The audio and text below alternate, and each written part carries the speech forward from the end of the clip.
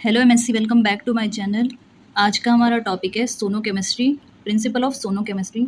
ये recent trends in chemistry का second unit है। उसमें ये क्वेश्चन बहुत बार पूछा जाता है कि what is principle of sonochemistry और acoustic cavitation.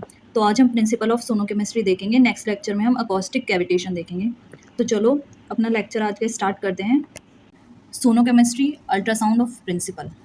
The term ultrasound refers to the waves of sound ranging in frequency from 20 kHz to 10 MHz। जो अल्ट्रासाउंड है, द टर्म अल्ट्रासाउंड, उसको हम कहते हैं साउंड वेव्स की रेंजिंग जिसकी frequency होती है 20 kHz से लेके 10 MHz जितनी।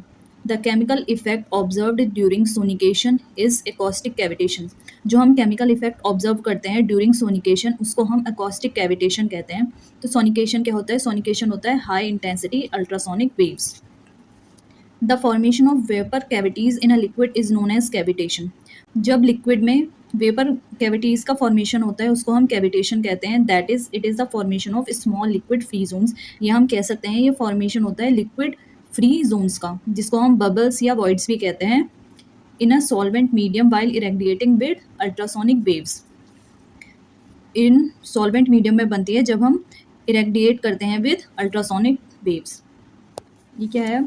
When ultrasonic waves are passed through a medium, the particle experience an oscillation that led to a region of compression and rarefaction। इसका मतलब क्या है? जब हम अल्ट्रासोनिक वेव्स को पास करते हैं थ्रू अ मीडियम के थ्रू हम उसको पास कराते हैं, तो जो पार्टिकल होता है उसमें एक ऑसिलेशन वो पार्टिकल जो होता है वो ऑसिलेशन एक्सपीरियंस करता है जिसमें बनता है compression of rarefaction. The negative pressure of rarefaction regions give rise to a bubble formation.